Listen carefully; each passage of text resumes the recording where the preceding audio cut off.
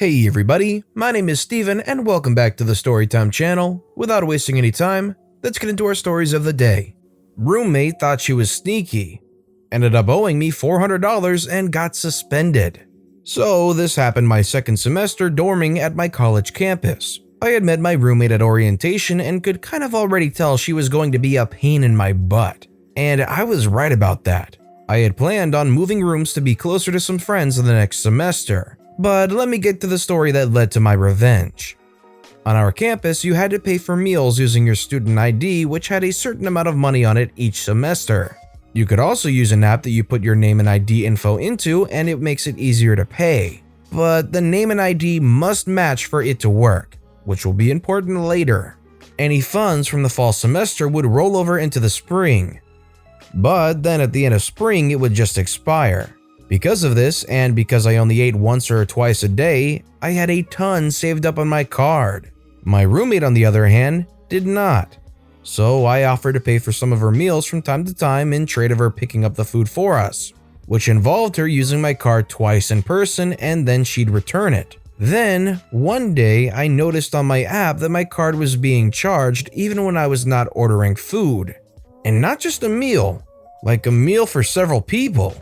This meant that whoever was ordering, I wonder who, either had to have stolen my ID card, which I had in my pocket when I got the charge, or was impersonating my info in the app, which are both big no-nos on my campus. I was quick to put two to two together and was pretty pissed. I was initially going to confront her on it, but decided to formulate a plan instead. That day, I went and ordered a second ID card for $25 to use for later, as it took a couple of weeks to get the new one.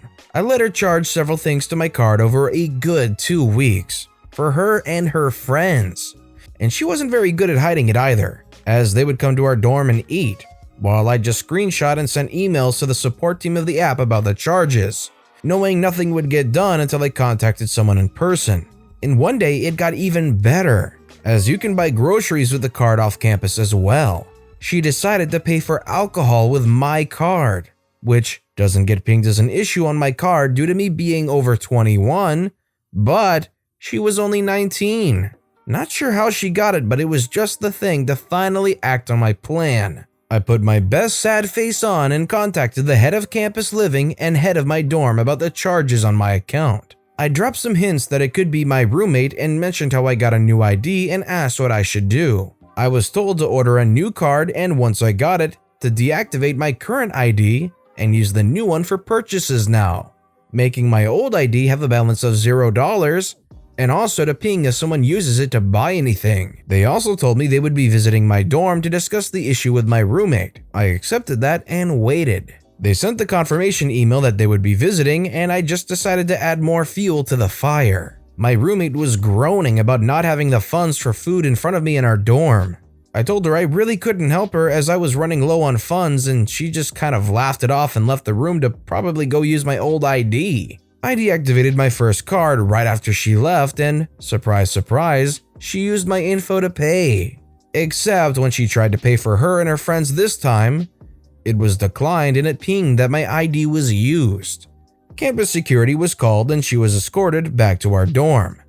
Pretty much perfect timing for our meeting with campus living. She was scared poopless when they came to the dorm to talk and look through her stuff. On her phone, still logged into the app, was my ID information and name.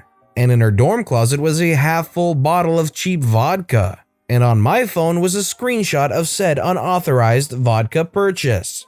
In the end, she was forced to pay me back all the funds she used in cash, reported for underage drinking, which automatically suspends you from campus living for at least a year, and would have on her record that she performed identity theft, which I also could have charged her for out of school. In the end, I got to have my own dorm for the remainder of that semester and even part of the semester after, because it wasn't put as an available room for new dormers. I did get all my money back from her parents, who were so embarrassed and apologized profusely. And when she did eventually come back to campus, no one wanted to dorm with her because they knew she had stolen her roommate's ID. I think in the end she rented off campus. Man, if you found out that your roommate had stolen your ID and was using your money to buy food for her and her friends, what would you have done? Let me know in the comment section down below. Redneck thinks it's funny to yank out mailboxes. My dad makes him pay. Disclaimer, this happened a long time ago, but still makes me giggle to this day. So way back in the day, mid-90s or so, my family lived in a log cabin on 10 acres of land in a rural area 10 or so minutes out of town. It wasn't totally the sticks, but you could definitely hear banjo music in the background sometimes.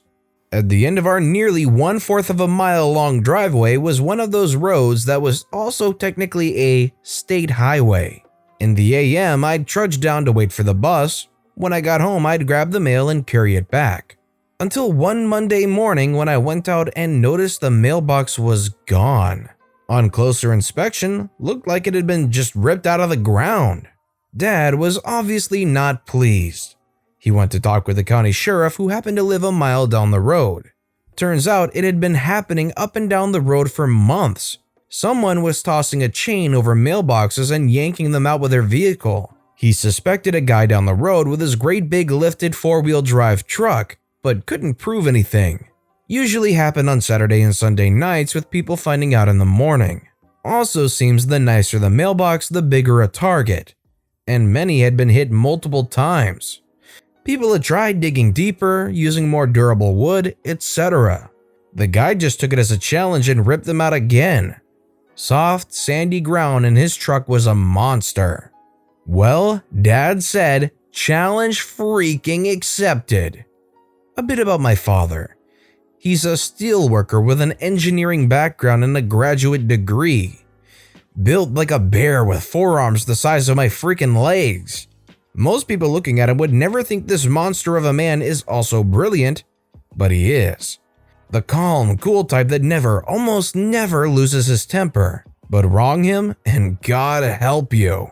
So Dad goes to Lowe's and buys the fanciest, prettiest mailbox they sell. He then proceeds to install it on top of an 8-foot long cylinder of 3-inch diameter, hardened tool steel. But he wasn't done there. After digging down with post holders and dropping it in, he then filled it in with quick-set concrete. To really sell it, he then used some strips of 1/2-inch wood to cover the steel core of his now indestructible mailbox of doom. Primed and painted them so it looked like a standard 4-inch post. And even had my mom decorated with flowers and such. He wanted it to be as tempting of a target as possible. Didn't even take a week. I went out for school in the morning and found the mailbox right where it should be. Attached to it was a 30-foot chain and an entire hitch assembly. Ripped right off the truck's frame, sheared the bolts. It was marvelous to behold. Sheriff gets called over, dies laughing when he sees it. He went to the house of the guy that was suspected and sure enough, verified the damage to his truck matched. Fun fact, freaking with a mailbox is a federal crime, as in, you go to federal prison, not those cushy state places. Dad was unofficially rewarded by the sheriff's department with a few cases of beer and some venison. And after that, every deputy in town would flash him a thumbs up whenever they saw him. Man, all it takes is messing with that one engineer to end up getting some serious payback. Can't drive through that. Back in 2004, we had those big plastic round garbage bins in our back alley. About 6 of them down every alley in my neighborhood. They were huge, about 4 foot tall, 4 foot wide at the top. They got emptied every Thursday around 8 in the morning. I lived half a block down the alley from the local bar, and every few weeks I'd go out in the morning to see all the bins knocked down.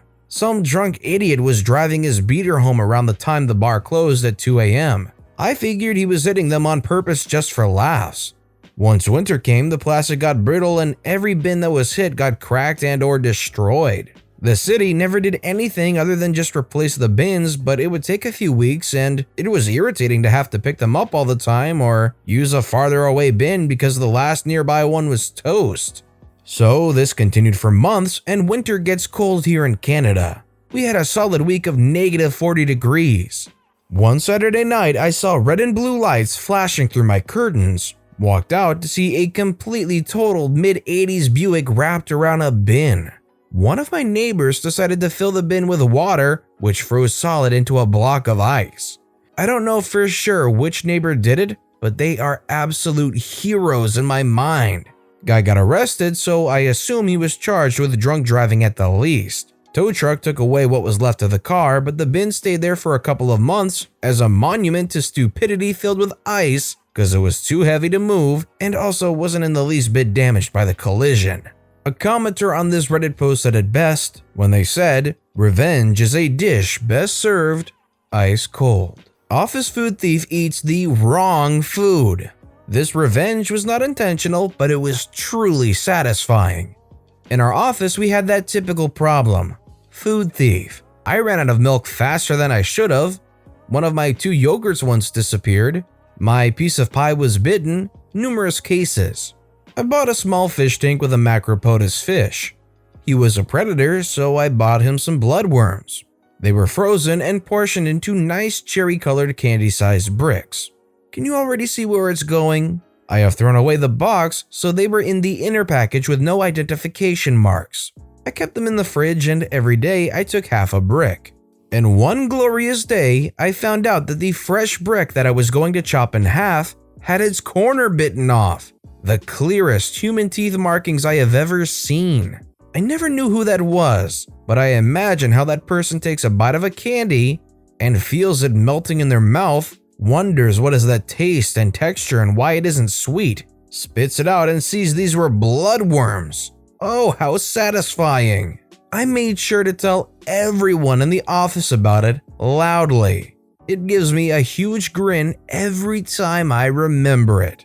I'm not sure if it will fully stop the food thief, but I sure hope this experience and that inner dialogue they had to experience with themselves when this person is gleefully saying out loud how they consumed bloodworms at least helps them consider not doing food thievery. Didn't say her name to her boss, but this all happened years ago. My then husband had a girlfriend that I knew. She worked next door to him at the Way of the Sub. I was pretty good friends with everyone that worked there, especially her boss. So after I threw him out for having said girlfriend, I decided to let her know how I felt. I went up to the sandwich shop and found my good friend, while the girlfriend made my sandwich, standing right beside her boss. I tearfully told the whole story to the boss.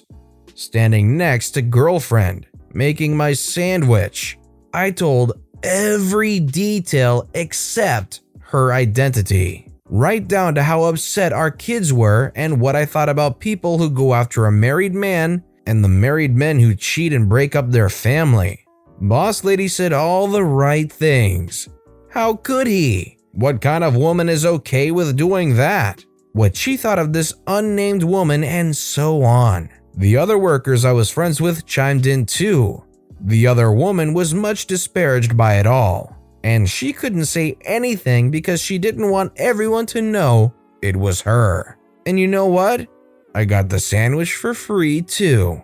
The ultimate display of making somebody have to squirm internally, having to sit there and muscle through this extremely socially painful situation. And then after doing all that and hopefully having a great amount of satisfaction come out of it, you get a free sandwich. The overall situation stinks, but at least you got a bit of that satisfactory payback in the end. But with that being said, that's all the stories that we have for today. Let me know which of the stories that I've read for you today were your personal favorite and why in the comments section down below. And thank you all so very much for watching and listening to the Storytime channel today. If you haven't yet, please consider subscribing to the Storytime channel, and don't forget to turn notifications on so you'll never miss an upcoming video that we put out. Thank you all again so very much for watching and listening to the Storytime channel.